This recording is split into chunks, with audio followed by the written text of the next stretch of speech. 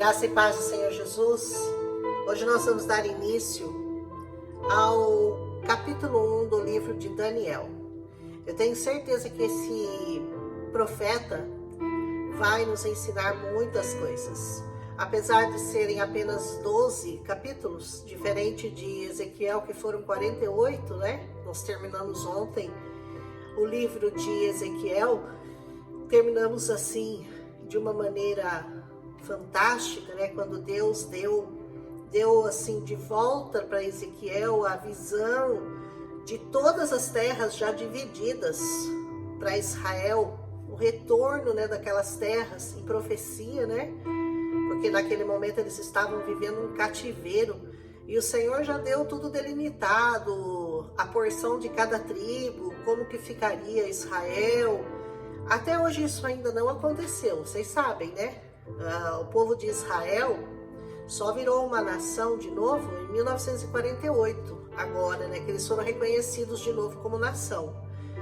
E até então eles viviam em pequenos pedaços espalhados para lá e para cá, mas a gente sabe que no final tudo isso vai acontecer, né? Israel vai voltar a ter toda aquela terra que está demarcada ali por Deus no capítulo 48 do livro de Ezequiel.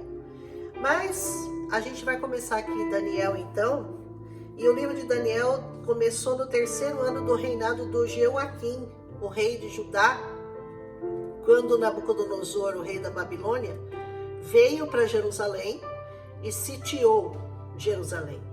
Isso nós já tínhamos visto também lá em Ezequiel, mas agora na visão de Daniel, né? Então essa história acontece durante o cativeiro babilônico, e começa depois do primeiro cerco, né, que o Nabucodonosor fez a Judá, que foi em 605 a.C. E termina em 539 a.C., quando daí o rei Ciro, do Império Medo-Persa, vai e derrota os babilônicos e devolve a liberdade para os judeus, né? Nós vamos ver que isso acontece já no primeiro capítulo 1 de Daniel, ele já fala no versículo 21, que aquela história foi até que o rei Ciro, desde que ele foi capturado, até o momento que o rei Ciro entrou na Babilônia e tomou o lugar, venceu, no caso, os babilônicos, né? O tema do livro de Daniel é a esperança do povo de Deus durante o tempo dos gentios. Ao tempo em que os gentios estavam dominando, eles estavam sob domínio, né, de povos estranhos, povos de língua estranha. E o propósito do livro, qual é? O propósito do livro é exortar o povo de Judá, o povo de Israel, para que eles fossem fiéis ao soberano Deus, para que eles não se esquecessem de tudo aquilo que eles haviam aprendido do Senhor, recebido do Senhor como promessa. Então Daniel foi uma espécie de profeta que profetizou esperança para aquele povo, né? Ele traz também profecias dos últimos tempos. Nós vamos ver que muitas coisas que Daniel fala, a gente vai comparar com o livro de Apocalipse, né? E fala também, ele enfatiza principalmente que o Senhor domina sobre todos os outros deuses e sobre todos os povos, sobre todas as tribos e sobre todas as nações. Então esse é um pequeno resumo histórico do livro de Daniel. E continuando aqui, vamos pensar no que ele está contando aqui para nós, né? Diz: o Senhor entregou Jeoaquim, o rei de Judá, nas suas mãos. Veja bem, ele não fala, porque na visão do Nabucodonosor, ele é que tomou Judá. Ele está falando, não foi ele que tomou Judá, o Senhor é que o entregou.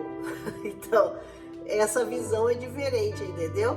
Um acha que era o conquistador e o Senhor afirma, não, ele não fez isso. Quem entregou o rei Jeoaquim de Judá para o Nabucodonosor foi o Senhor, já mostrando que soberania, mesmo sendo entregue nas mãos, mas foi o Senhor que havia entregue, e não o Nabucodonosor que havia tomado o lugar. Percebe a diferença?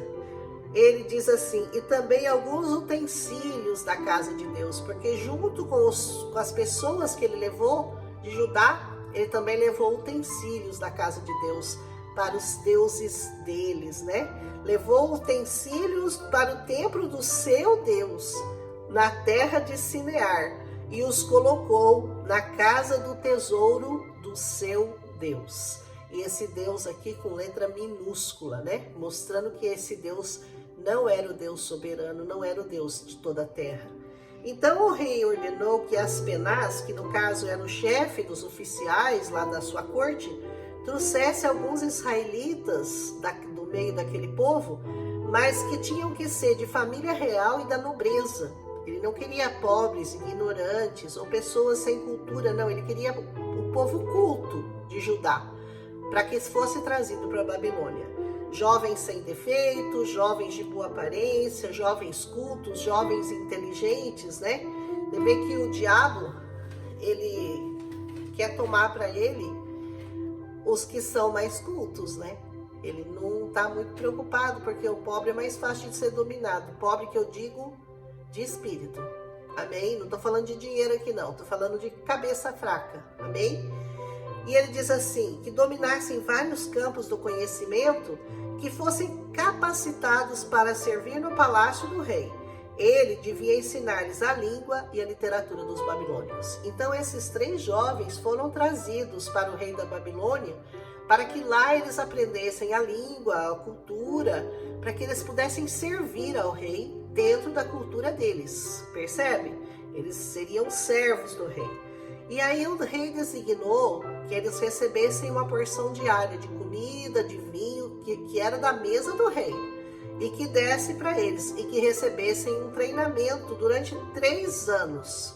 Depois desses 3 anos é que eles passariam a servir o rei. Entre esses estavam alguns que vieram de Judá, e os nomes eram Daniel, Ananias, Misael e Azarias. O chefe dos oficiais mudou o nome deles. Mudou para Daniel para Beltesazar, Ananias para Sadraque, Misael para Mesaque e Azarias para Abidenego. Infelizmente, os nomes que eles foram mudados, eles tinham nomes que honravam o Deus de Israel, passaram a ter nomes que honravam o Deus deles. Infelizmente, né? Daniel, contudo, decidiu não se tornar impuro com a comida e com o vinho do rei.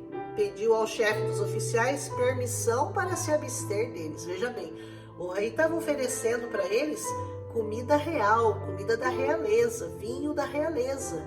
E o Daniel preferiu se abster.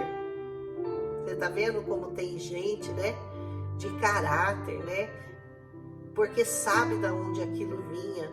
Então não aceita os manjares desse mundo, não aceita as coisas que esse mundo tem para oferecer, porque sabe que não vem do Deus dele. E se não vem do Deus dele, ele não quer. Ele quer se abster daquilo, ele quer abrir mão daquilo, porque ele conhece o Deus que ele serve, ele conhece o Deus que ele confia. Mas o Deus fez com que o homem fosse bondoso. Deus fez com que o homem fosse bondoso com Daniel e tivesse simpatia por ele.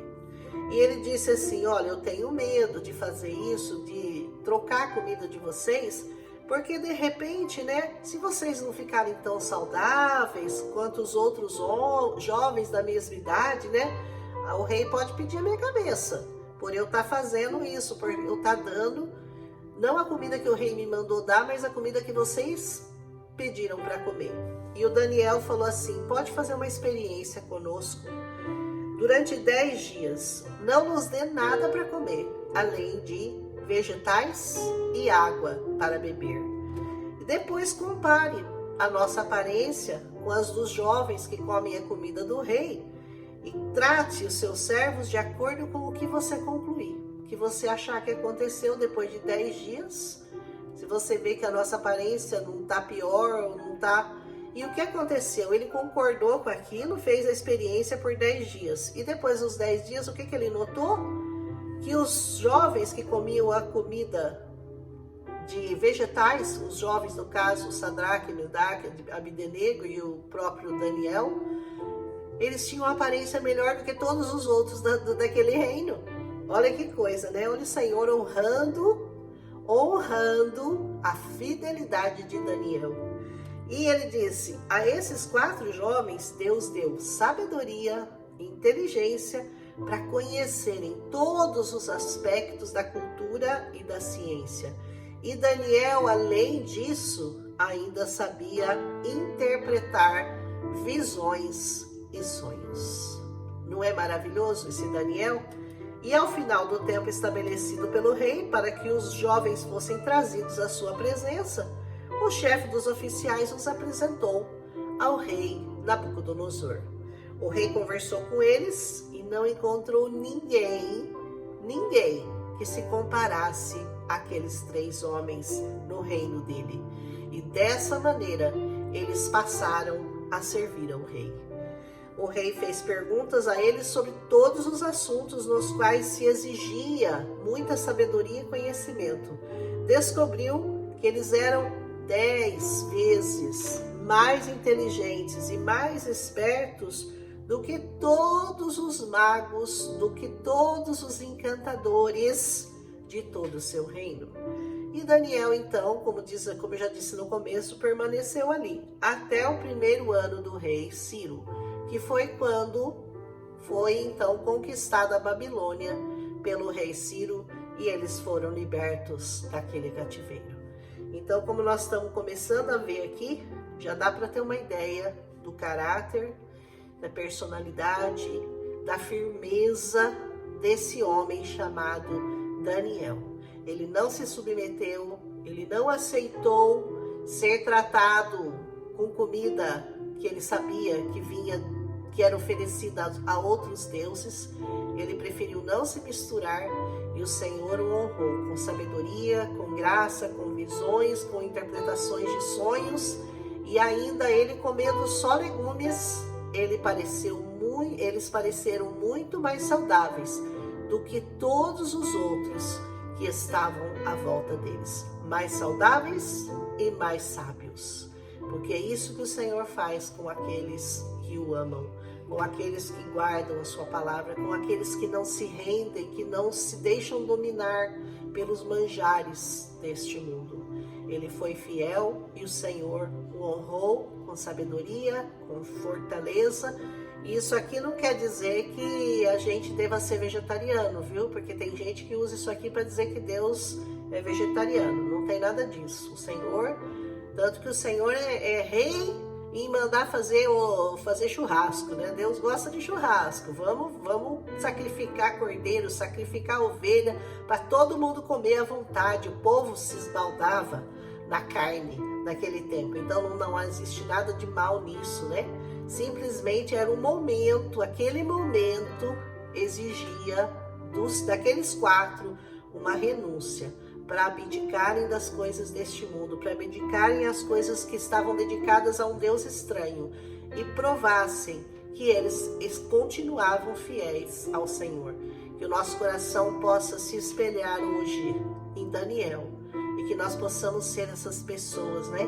Para quem o Senhor olha e diz: eis aí um servo fiel, por isso vou honrá-lo com sabedoria, com saúde, com paz, com inteligência, com visões, quem sabe, com interpretações de sonho. O Senhor tem muitas coisas para nos dar, né? Ele é soberano e Ele pode nos dar qualquer coisa que nós possamos estar necessitando em algum momento das nossas vidas. Basta que os nossos olhos não estejam voltados para as coisas deste mundo, para as ofertas de manjares do rei da Babilônia, mas que nós possamos estar sempre de olho nas ofertas do nosso Pai Celestial. Amém?